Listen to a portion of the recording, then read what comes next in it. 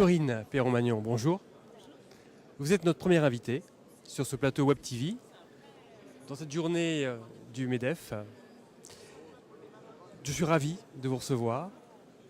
Vous êtes la fondatrice d'Élan Créatif, qui est une société qui accompagne les entreprises et les institutions dans leur démarche de créativité et d'innovation. Alors, à lire ce que vous faites, ce que vous êtes, je me suis immédiatement dit, si finalement la croissance, qui est le thème d'aujourd'hui, si la croissance ne serait pas l'élan créatif. Bonjour, donc ravi aussi d'être parmi vous, c'est un honneur. Et oui, effectivement, pour moi la croissance, effectivement, c'est aller rechercher cet élan qui permet de rebondir, d'aller vers l'avant, donc ce qui nous amène effectivement aux notions d'innovation, qui est en fait souvent peu palpable pour une entreprise. En fait, c'est quoi au départ? C'est un parcours déjà avant tout. Dans une vie antérieure, c'est vrai que j'ai eu une activité de designer. Ça a une importance parce qu'en fait, ça sous-entend un regard qui effectivement parfois est un peu difficile à expliquer pour un dirigeant d'entreprise, qui est l'empathie. Alors l'empathie, en fait, ça va être la capacité d'une personne, et notamment là du dirigeant, à prendre la place d'eux. Et cette expérience, parce qu'en fait il s'agit bien d'une expérience, amène forcément à se nourrir d'autres choses, à sortir de son monde et du coup amène un autre élan. Et l'élan effectivement est créateur de valeur et notamment de croissance derrière, forcément, c'est l'objectif. Même si effectivement, on l'a vu tout à l'heure dans l'ouverture, le débat d'ouverture, la croissance, elle peut avoir multiples faces. Effectivement, c'est une croissance financière, mais aussi une croissance humaine en développement. Et voilà. Donc pour moi, il y a 3 axes majeurs. Il y a déjà se connaître soi-même. Et souvent, l'entreprise a une histoire, elle a évolué et l'essence originelle de l'entreprise, elle est perdue. Elle est peut-être la personne qui a porté au départ cette notion-là, elle n'est plus là. Et souvent, il y a un travail très intéressant à faire d'introspection. Qui on est? Pourquoi? Tout simplement pour savoir où on va. C'est logique. Donc il y a cette première démarche. Il y a ensuite une démarche effectivement de connaître son utilisateur. C'est toute l'empathie à avoir. Et là, moi, je parle facilement d'expérience de l'usager. Quelle expérience vit le consommateur quand il utilise un produit, un service? Donc il y a toute cette approche-là qui amène aussi à penser innovation de service. Là, c'est un petit peu mon cheval de bataille. On a énormément focalisé sur l'innovation technologique, et c'est très très bien. Mais pour aller plus loin, on peut aussi miser sur l'innovation de service, qui est souvent moins chère, à la portée de beaucoup plus d'entreprises et qui a un réel potentiel de développement et de croissance. Voilà. L'élan créatif, finalement, c'est une méthode socratique. Là, on parle de philosophie. L'élan créatif, d'autres philosophes ont parlé d'élan vital. Moi, je comprends que c'est un élan humain, mais je comprends aussi que c'est d'abord une méthode. Plusieurs méthodes.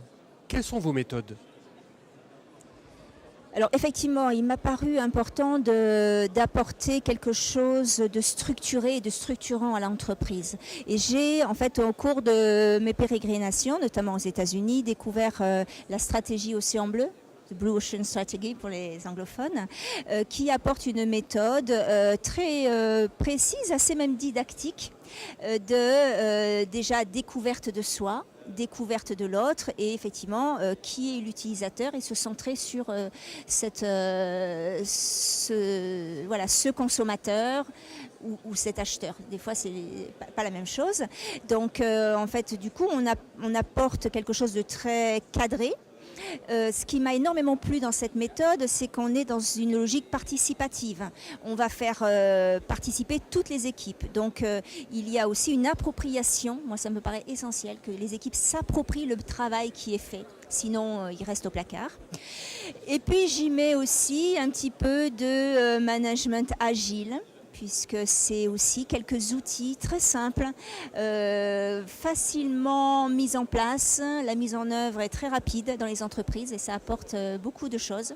Et tout ça, en fait, c'est une notion globale qui s'appelle le design thinking, qui n'est pas très connue en France, mais qui, en fait, veut tout simplement dire que l'entreprise adopte des méthodes des créatifs pour mettre en place des nouveaux produits et des nouveaux services. Les méthodes des créatifs, c'est quoi? C'est très simple, c'est l'empathie, j'en ai parlé. C'est aussi, on prototype avant de réaliser.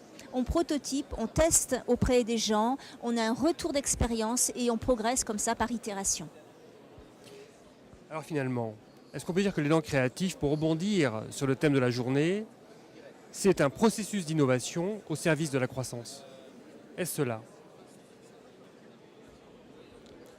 Alors, c'est vrai que je n'avais pas pensé par ces termes-là. L'élan créatif, c'est surtout libérer son potentiel. Souvent, les entreprises ont d'énormes potentiels humains, technologiques. Et il est vraiment essentiel aujourd'hui de l'exprimer.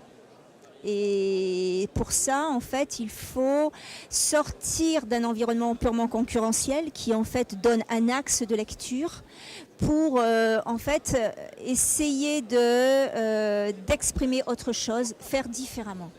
L'élan créatif, il est là, faire différemment. L'élan créatif, c'est une différence. Vous apportez quelque chose de particulier. Ce particularisme, en 2 mots, quel est-il ?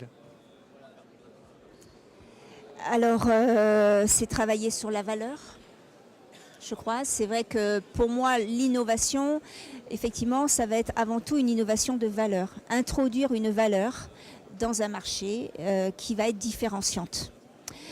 La valeur au sens expérience de l'usager. Qu'est-ce que ça m'apporte ? Un exemple, Apple, par exemple, quand ils ont développé iTunes, il n'y avait pas d'innovation technologique. Le iTunes, bon, c'est le Walkman en plus petit, on miniaturise de plus en plus. Bon, rien d'innovant. Qu'est-ce qui a été innovant là? Ça a été la plateforme de téléchargement. Donc là, on voit bien le processus, innovation de service. On se focalise sur l'usager, la perception, son expérience qui va être tout autre. On ne va plus acheter un CD, mais on écoute au préalable sur Internet, on télécharge et on le met dans sa bibliothèque, dans ses playlists. Donc là, pour moi, ça reflète bien finalement tout l'objectif du travail. Hein, c'est voilà. Donc votre spécificité, c'est un contenu dans des contenants préexistants. Corinne Perron-Magnan, merci d'avoir participé à ce plateau Web TV et je vous souhaite une bonne journée.